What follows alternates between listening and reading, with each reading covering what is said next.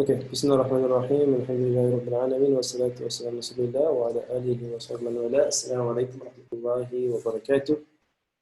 Second hour, yes, are you able to hear me? Inshallah. Yes, sure. I think before we carry on, I mean, this topic for me is really, I don't know, it's a very important topic. It's close to my heart also because I believe it is something which is like happening to our ummah slowly and slowly. And if we don't have adequate responses, we face like grave difficulties as an ummah, because it's shahawat are always going to be present. This is the nature of human beings. The shahawat are always going to be present. But as soon as you have, when shahawat means base desire, but as soon as you have shubuhat, you have false belief and false philosophies and false positions done in the name of Islam, that is the real danger. And I think that's my fear is that Muslims become so uncomfortable with these discussions that we start interpreting our pristine, beautiful faith in a way that's not meant to be interpreted. So, I mean, it'd be good to hear some of your reflections. Even if you disagree with me, it's fine as well. I think within disagreement there is khair, because then we learn from each other. So I don't know if any of you have some maybe brief reflections on the topic that you want to add. It's obviously a very complex topic that you want to add.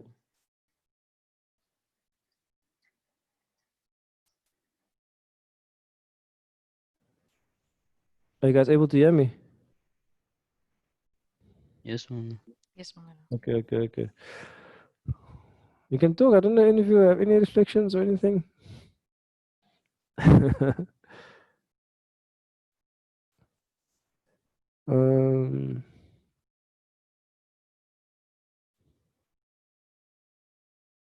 No, you're just not reflecting. Our sisters, it's Women's Day. You must at least say something. Okay, let me ask the question, or maybe it's easy to ask the question. Do you find that there is, I mean, do you feel, I don't know if you feel, I mean, I personally like read a lot of news and articles and so on.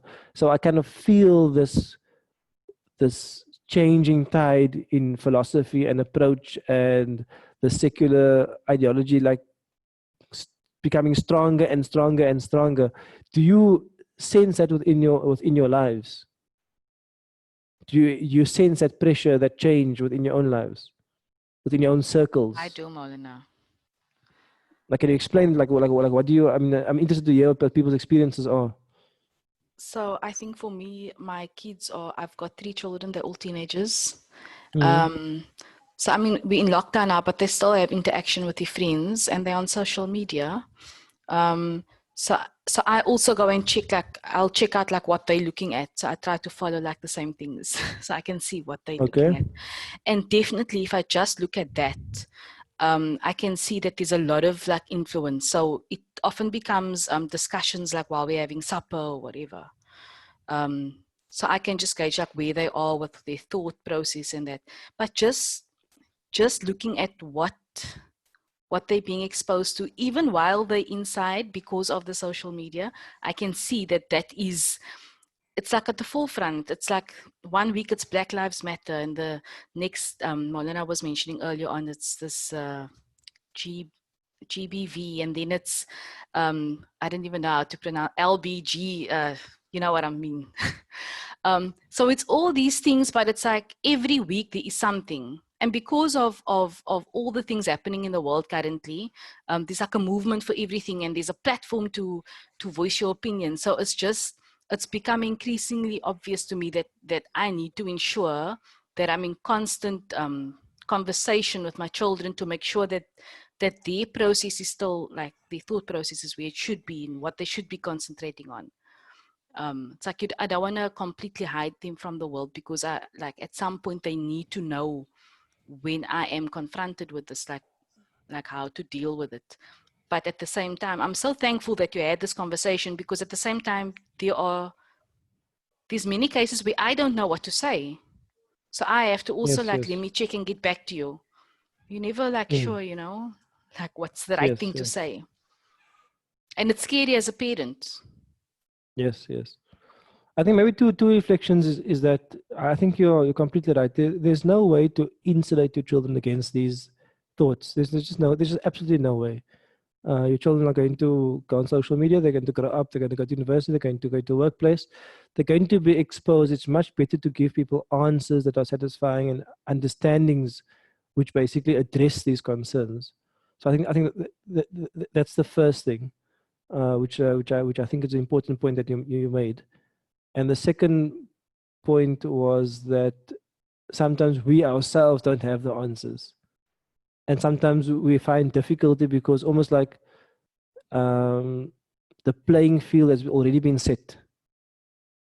And you immediately on the back foot. And I think that's sometimes the difficult part. Any other thoughts or reflections or your own experiences?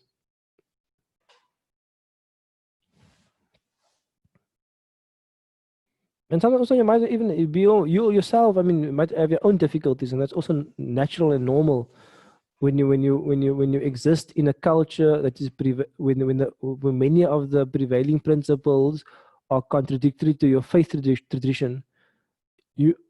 People themselves can get stuck, and the people themselves can become uncomfortable. Like, why did Allah do this, and why did Prophet Muhammad have so many wives, and why did he marry Aisha at a young age, and why did he do this, and that doesn't seem right. And people have their own difficulties. Sometimes we don't speak about them because we are being respectful of our faith. We are being respectful that this is Allah, this is the Prophet of Allah sallallahu alaihi wasallam, and we don't want to even verbalize those questions. But those questions are also there, and I don't know. I think those things have to be discussed. You know what I mean? You can't, things that are uncomfortable within you. It's almost like an illness. It can spread and can grow unless you get the right treatment for it. So I think that's also important.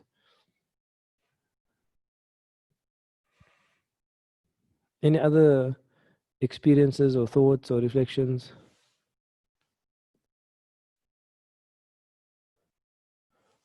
So the Rashan says sometimes it's exhausting to speak to other people because people out of Islam don't understand the context or different roles. Yeah, I would agree. It is difficult, but I think it's important to have those conversations, because I think when you speak to other people, even though they may not agree with you, other people have to realize that there are other positions and points of view. Otherwise, those people start thinking that their way is the only way, and it's there's like from many respects, I believe Islam to be much more tolerant than liberal theology, than secular theology. Like, I believe Islam to be much more tolerant than secular theology. Like, Islam is really like lakum dinukum waliya din, like Rafidin, like you do your thing, we do our thing. We're not forcing you. That's how Islam is. We don't force you. You do your thing. You want to do your thing. That's Bismillah. Islam actually gives people that space to be who they want to be. People on the other side now is the liberalism is the most intolerant form of the most intolerant ideology. For you just to say that there's no third gender, there's no fluid gender, there's a whole cancel culture. You're completely cancelled of being a decent human being. It's very intolerant, and it's very problematic as well. So I don't know, any other thoughts? Yeah. Well, the issues that you've discussed are probably discussed a lot of times by students at the tertiary level. And they have sort of developed over the time their own ideas and how they are dealing with it. I feel that we ought to do something at the school level where they are prepared to face this when they get to the tertiary level in the way of teaching. I mean, we subject them history and geography, maths, physics, chemistry. We teach them everything. But do we teach them how to handle these kinds of issues? Is there a discussion on these issues at school level? Is there time set aside for these? Thank you. Dr. Inshallah, there will be time in Kutri, inshallah. But no, I think there are a few aspects with regard to that. I think that we as a Muslim community are still like finding ourselves with regard to responses, because I think that the force is relatively recent, and I think we are still finding our, we don't have the answers. We have to package them. Like, before you can teach a child, you yourself have to know what the answers is as a person. You must know what the problems are, and you must know what the responses are in terms of adequate response. And I think we are still getting there. I would recommend quite strongly is that you follow an institution called Yaqeen Institute by Imam Omar Suleiman. I think Yaqeen Institute is really one of the forefront institutes with regard to formulating Muslim responses to contemporary discussions. So it's Yaqeen, Yaqeen, really doing amazing work that we invaluable work in our time. So I think that we haven't created those platforms within our school market, nor university market, nor even adult market. I don't think we have platforms to discuss all of this, and I think that is the pressing need, is for us to start having these discussions, classes, awareness programs about response. And I think that's the work that our generation needs to do. If we don't do that work as a generation, we will have a distorted faith within 1 or 2 generations, or we will have believers who are completely there will be nothing like our belief. It will be a different deen in the end. So I think we haven't done enough, and I think there's a lot of work that needs to be done. The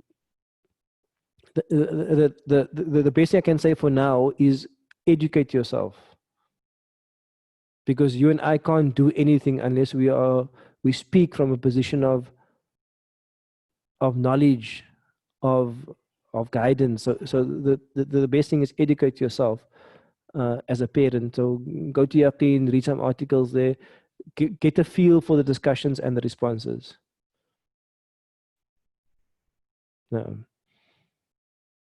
Sister Umayma says that many of our children here often don't get an experience of like Black Lives Matter or persecution, oppression, because they're fairly sheltered. And I think that's definitely true. We're growing up, like, you as parents, you have an experience of oppression, or some of you are older, you have an experience of apartheid or post-apartheid. You know what oppression looks like and injustice looks like. Our children are so sheltered, they don't know what it looks like. They're in their own social bubbles. So many of those things are not also on their radar. And in a sense, we have to expose themselves to this to make them into activists. Any other thoughts?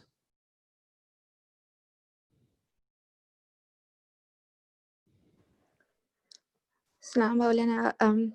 I think what I find probably more disturbing is almost like a movement within Islam to accept things like LGBTQ and a feminist movement that says, for example, we don't really need to wear hijab or anything like that. I think, to me, that is probably more scary, like almost like, being apologetic for what we are meant to believe, and then finding loopholes or finding explanations where Islam is meant to conform to what this so-called universal ideology is, instead of, flipping the discussion into, this is our belief, like Maulana said before.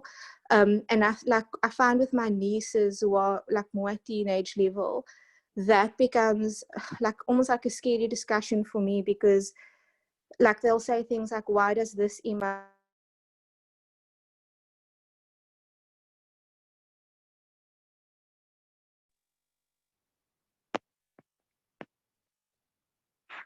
I think I lost the sound.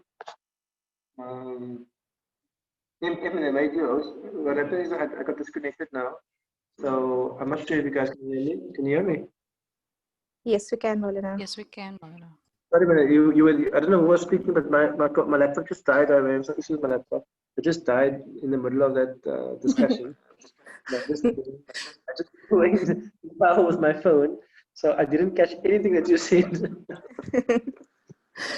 No problem. Is it okay for me to repeat, or I'll be out of time? Well, I think you can summarize, inshallah. Okay. So I was just saying, Maulana, that for me, what is more scarier,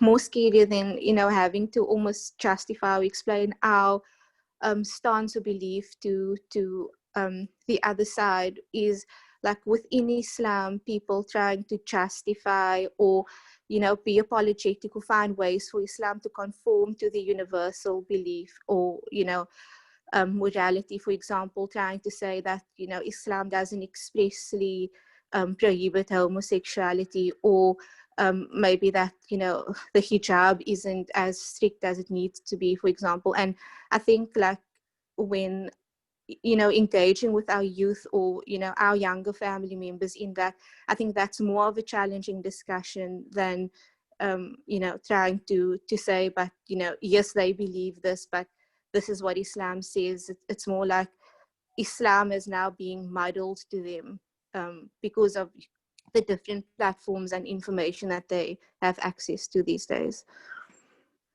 Yes, I mean, I think that's really, I completely agree. That's actually the greatest danger, is because it's not against what Islam says versus what other people say. It's all this different interpretations of Islam that weren't there 30, 40, 50 years ago. I mean, there were many of you who are older. These discussions weren't present even. Now we have so many groupings within Islam and so many. I mean, you just continuously hear the most crazy things happening in the name of Islam.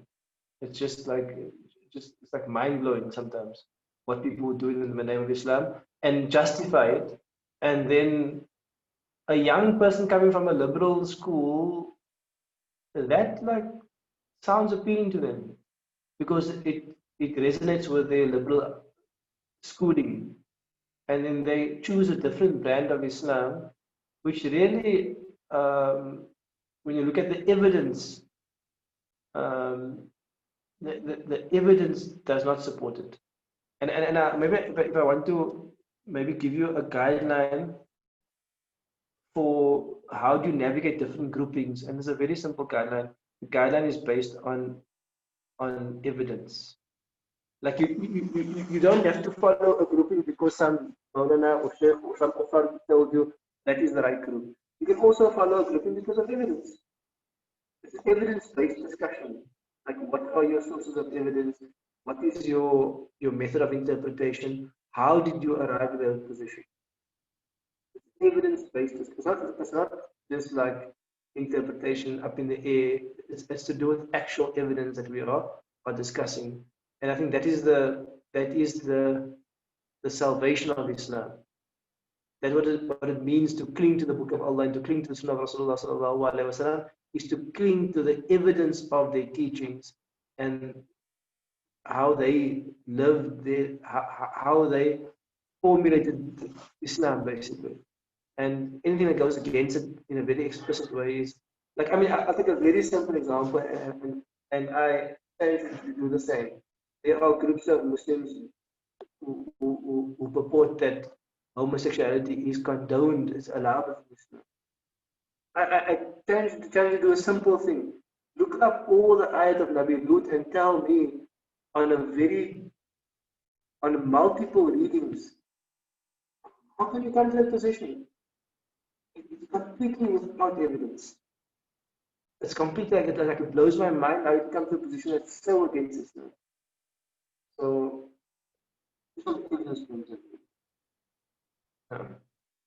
I think we'll take one or two last comments because I won't be able to teach now. I think Muhammad couldn't make it today. So I think we'll take one or two last comments and we'll end the class a little early today, inshallah. Inshallah, I think that's okay with you. I'm just thinking. I'm just thinking now that maybe the syllabus that your people are doing with the Inlight Foundation and teaching the madrasa teachers, it's also going to have to evolve into a way in which, yes, the children does learn all about, say, becoming mukallaf, knowing what they should and shouldn't do about in the moral sense. And then I'm just thinking that maybe the teachers should all be then also be taught in their curricula. What are the things to sort out in as far as the youngsters are, because in their formative years, it is the most important thing to challenge a child into his adulthood. And if it is that in their formative years, they are going to be taught by the teachers who are knowing exactly what's happening around them about gender-based violence and also the homosexuality and all, that inshallah, maybe it would be a good place to start with the children when they're young in the madrasa. Yes, definitely. I think it definitely needs to be done. And obviously, it has to be. I think the work that we need to do is we need to design how these discussions can be done in an age-appropriate fashion. Because the reality is that most madrasas end at primary school. The kid is like 12 years old. They're a bit young sometimes to have complex discussions about gender and biology and social constructs and so on. They have very like watered down discussion. And I think that while we can have some basic discussions, I think the problem really happens at high school and university. And at high school and university, we don't have access to the kids. A high school child sometimes never sits in the Islamic class. In fact, if I think about most high school kids, they would not go to madrasa, they would go to no classes. And if they are boys, they will arrive like late for the Jumu'ah, so they won't hear the Jumu'ah.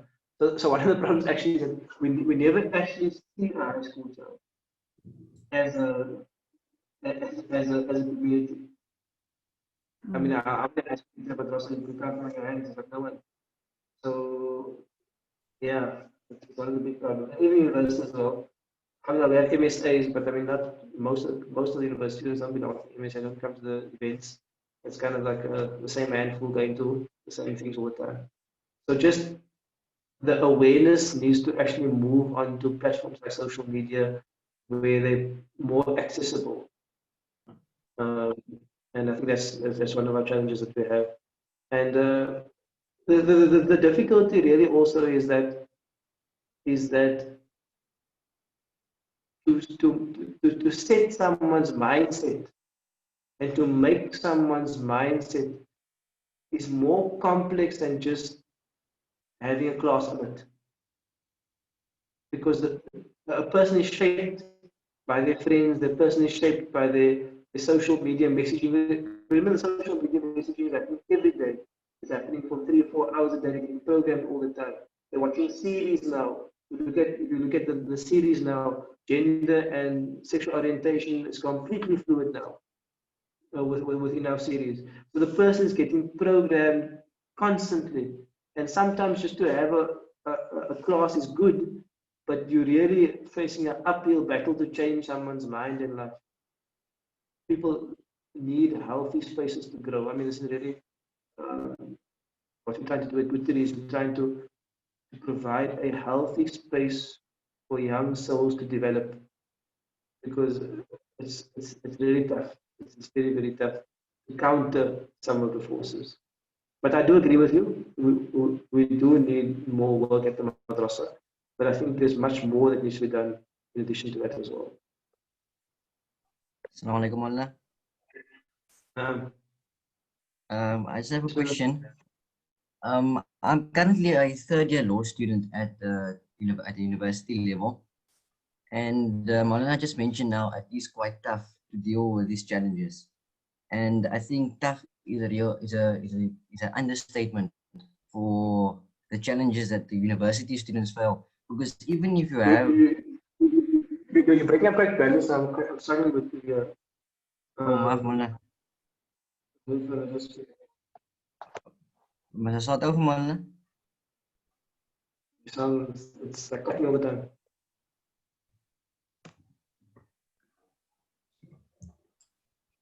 Is the sound better? I can hear you clearly. Okay, Bishal, let's try again, Bishal. Oh, maybe it's my side. Assalamu alaikum to everyone, first and all.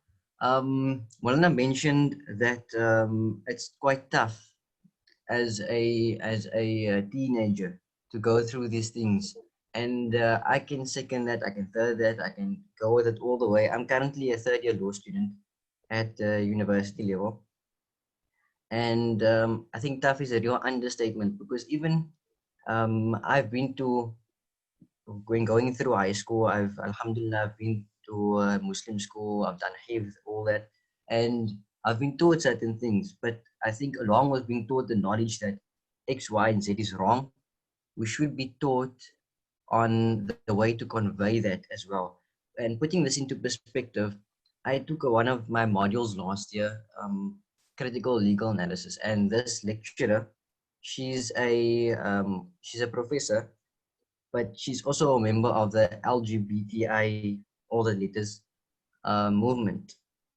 And if you're sitting in a class of 200 students, in every lecture, she pushes forward her agenda of, if you see or if you speak up against this movement or against feminism or anything as of that, or in relation to that, you're seen as wrong. Is Maulana still with us? I lost you halfway because I just tried my connection to hear you better. Just summarize the last part about the professor.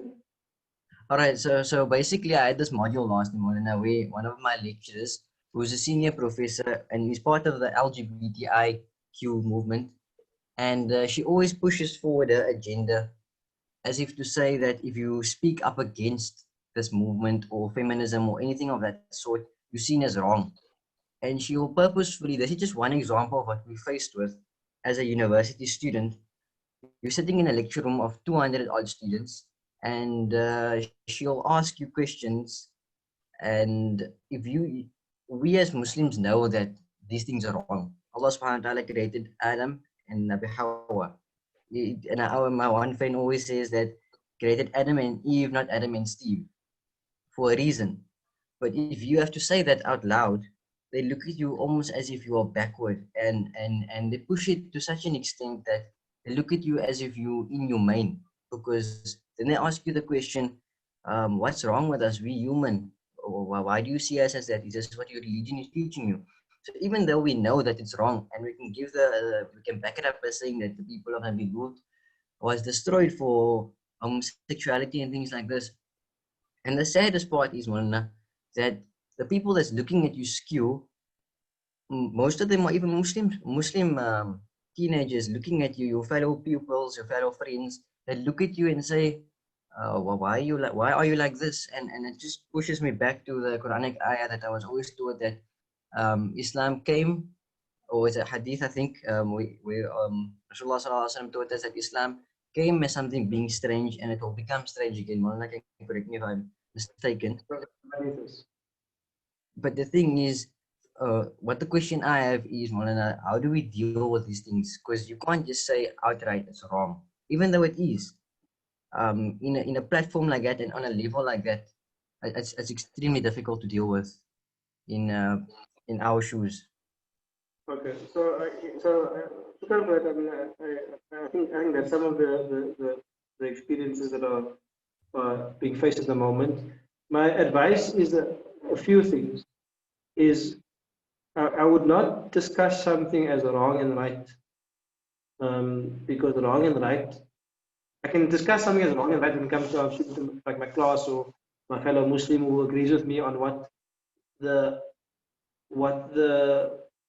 like epistemology of right and wrong is, like how do I get to right and wrong. we agree on the same methodology.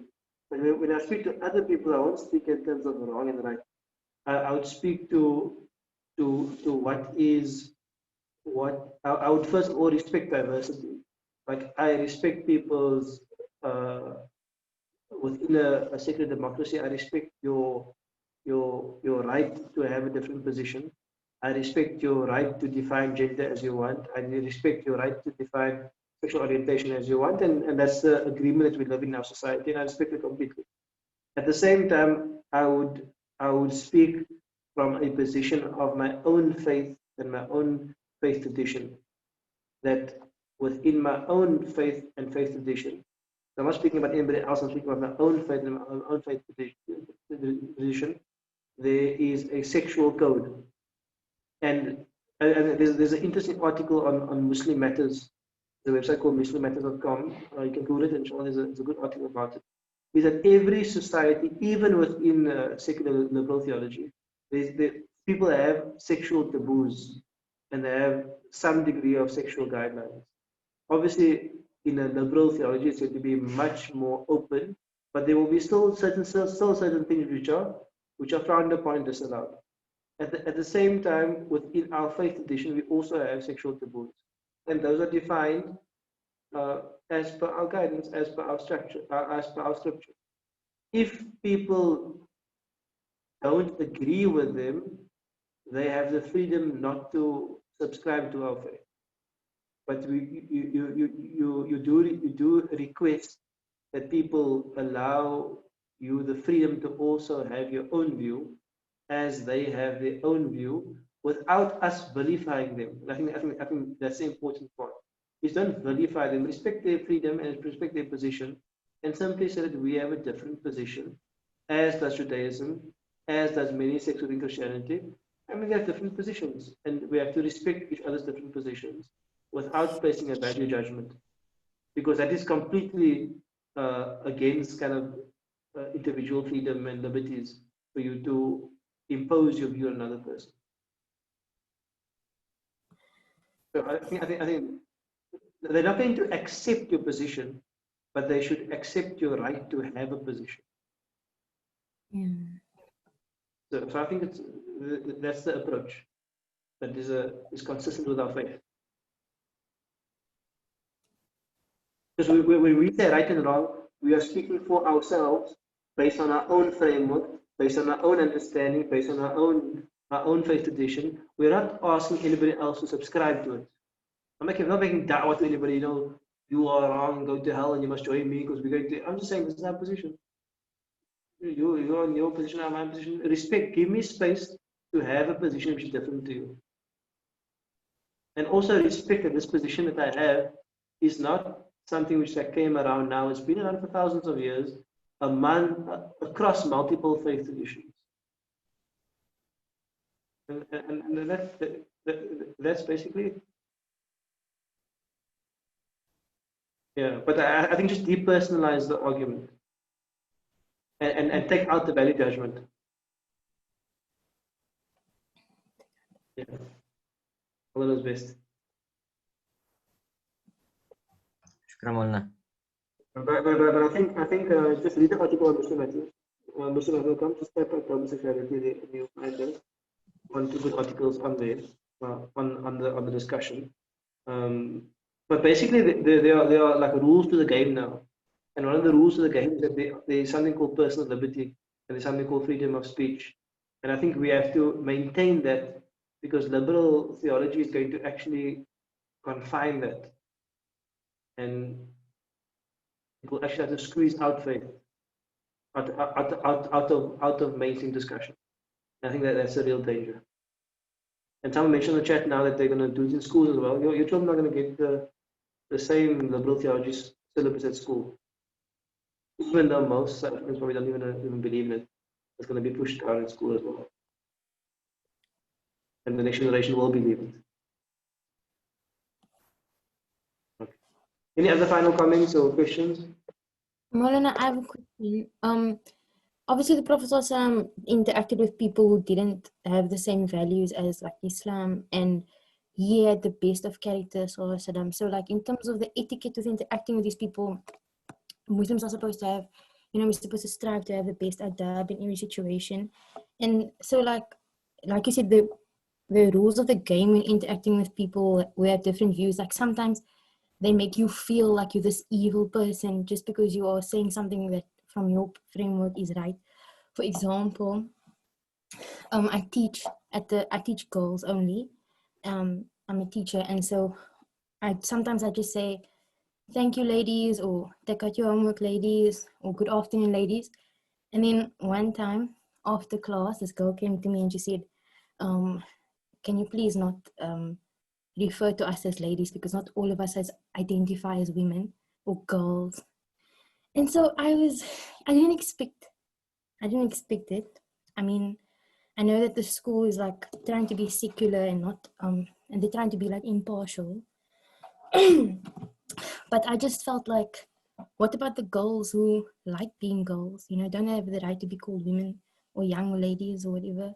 And so I felt like she made me feel like I was being offensive, and it was a very strange interaction. So I just said, okay, thank you for letting me know. And it is in the back of my mind, but like, am I doing something like wrong now because I'm offending, like hurting feelings or whatever?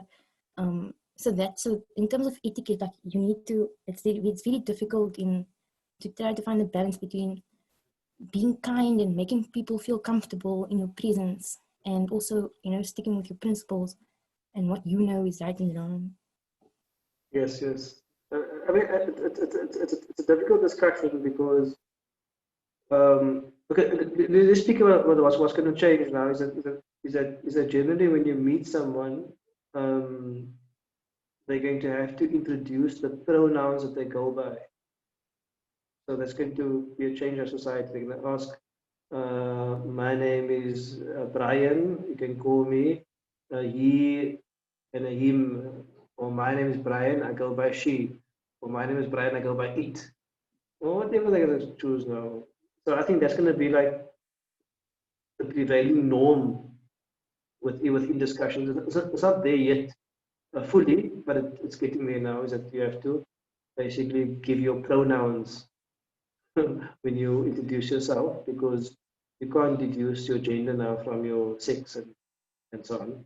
So that's going to be the norm. I think I don't have an answer for you, because the difficulty I find myself in is, on the one hand, I completely respect people's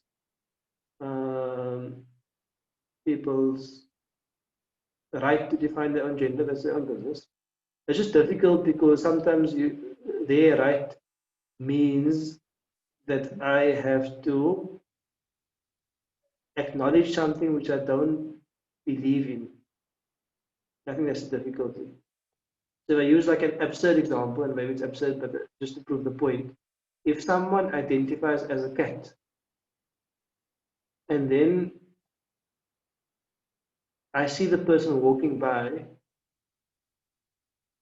and my child asks me, what is that? For me to say that's a cat is not correct in terms of my belief structure. I believe it to be a human being.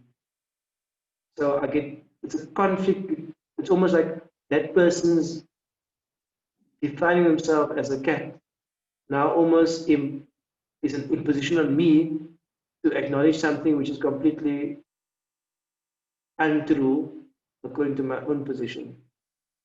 So I think it's a difficult space for us to navigate.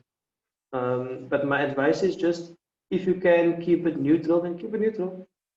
Come students or learners, or whatever the case is, and just keep it neutral. And if you want to use the word ladies, then maybe you have to ask permission that can I address you all by this pronoun? And then I think the best thing, if there's some people who don't want to be addressed by the pronoun, just use a neutral pronoun or neutral title that kind of works for you and works for them. So that's the new world that we live in. Okay, but it's a difficult spot that you find yourself in, and I don't have an easy answer for you, but yeah, it's difficult when people ask you to say something which is completely untrue, and to say that like it's truth. Okay, shukran, Maulana. I thought all the answers. It's a very difficult situation.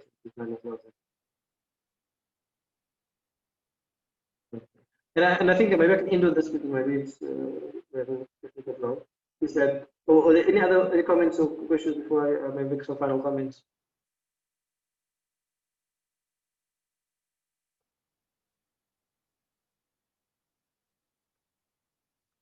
Okay, for around.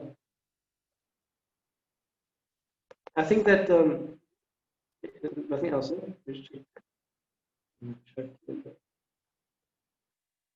Yeah. So I'll make some final comments, and I'll just it's not. Let me end with and say this is not a specifically a Muslim problem. There are people from other faith traditions, like from Christianity and Judaism and Hinduism and other faith traditions, that are going to have the same challenges that we have as Muslims, especially the Abrahamic faiths. I know to a large extent, obviously, there are liberal movements within Christianity and Judaism, but there are also large conservative movements. Can't hear you, Maulana. Okay, can you hear me now? What's happening with this? I can hear Maulana clearly. Okay. So I think my last point being is that the challenges we face are not specifically Muslim challenges. There are people from other faith traditions, especially the Semitic Abrahamic faiths like Judaism and Christianity, that have a very similar value system. I mean, amongst them, they do have the liberal, but they also have a very strong conservative presence, especially the US. I mean, conservative Christianity of the US is very, very strong. And even with Judaism as well, there's a strong conservative movement within Judaism. And so what I'm saying is that these challenges are also experienced by other faith traditions. It's not like it's the Muslim only, it's the other faith traditions as well. The reason the Muslims get the spotlight is because we're Muslims. So we're obviously the world's favorite religion to attack and to put a spotlight on it. We should put the spotlight on the Bible and Torah as well and see what comes up. Some interesting things will come up in the Bible and Torah. But anyway, they put the spotlight only on Islam, only on the Quran, only on the Prophet Muhammad sallallahu alaihi wasallam. But the challenges are the same across other faith traditions.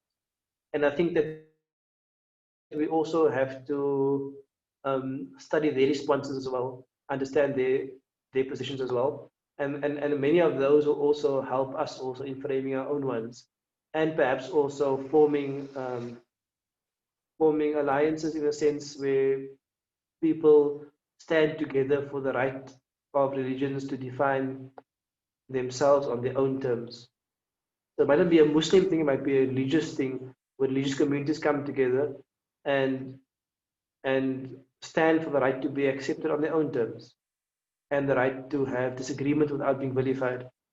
And I think this is going to be one of the what you have to look at in the future, inshallah ta'ala. But we are in for difficult times. But don't compromise your faith, and be proud of your faith, and be comfortable with your faith, and be close to Allah ta'ala, because He is always one of the tests from Allah ta'ala, and He will take you out of this test and He will guide you. Just be close and faithful to Allah ta'ala, even through difficulties. Even if you're having personal difficulties, speak to Allah and say, Allah, I'm having difficulty with this, but I want to be your slave. I want to be a believer. I want to submit to you. And in that, Allah ta'ala brings ease. Because sometimes the dangers, the difficulties we face are not only difficulties in terms of food and wealth and violence and outside difficulties. Sometimes the difficulties we face are inside of us. It's the wiswas of shaitan. It's the inside difficulties. Ask Allah to remove those from yourselves, from your children, from your family, from your community. And inshallah, then and if you're uncomfortable about something and you can't respond, it is much better for you to be silent and say, I don't know, or I don't have an answer for that, than for you to ever like twist Islamic teaching. Even if you look bad, at the situation and say, you know, I hear what you're saying, I understand, and I can understand what you're saying, and I don't have an answer for you, or I can't respond. Even if you're going to lose a debate, it's fine. But don't try to twist Islam in a way that it shouldn't be twisted. And always be true to your faith, be true to your teachings, even in difficult times. Prophet says, "قُلِ الْحَقِّ وَلَوْ كَانَ مُرًّا." Speak the truth even when the truth is bitter. Or قُلْ خَيْرًا أَوْ لِيَصْمُتْ, or speak something good or be quiet. So just always preserve your faith.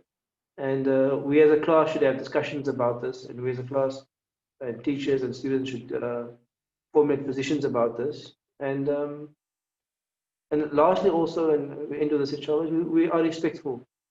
The Prophet ﷺ had Christians coming to Medina. The Prophet ﷺ allowed them to practice in the masjid in Medina. They speak about interfaith. I mean, Ya Rabb, I mean, I don't know, like, there's so much to serve unto Islam, but the Muslims are the one who are the first people of interfaith and plurality and allowing people to practice their faith. We are the first ones. You want to read about intolerance, read about the Christian history. Read about their history. Read about the colonial powers and read about why half Africa is Christian and half of South America. I mean, what the intolerance of their faith.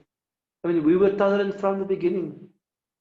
Obviously, there's exceptions, but I'm saying in principle, we're tolerant from the beginning. It's been the teaching of our faith that people in their own communities can practice their own faith. And this has been a position all along. So don't be shy of your faith and don't be insecure about your faith. There's no skeletons. It's all from Allah Ta'ala. It's Nur. Allah calls us light. So be sure and be comfortable that you are guided by the light of Allah Ta'ala, the light of the Quran, the light of the Sunnah, the light of Rasulullah Sallallahu Alaihi Wasallam. Be comfortable that you are in a space of Nur. And don't ever think there's any darkness here. This is here. تُخْرِجَ النَّاسَ مِنَ الظُّلُمَاتِ إِلَى النُّورِ. This is the way to the light. So be comfortable in that. And then may Allah will illuminate yourselves and your families, inshallah ta'ala. May Allah guide and protect all of you, inshallah. Grant ease to yourselves and your families. And for those who are ill, we have a number of students who have been ill and are ill. Dr. Zakaria, one of our Mizan students, his wife is critically ill. We dua for Allah, grant the complete shifa. The Suf shifa, inshallah, grant sabr to all of those who have families who are ill and who have loved ones who passed away. It's difficult times. Allah make dua for all of your family who are perhaps ill and who have perhaps passed away. Allahumma ameen. And we will see you next week, inshallah. Assalamu alaikum wa rahmatullahi wa barakatuh.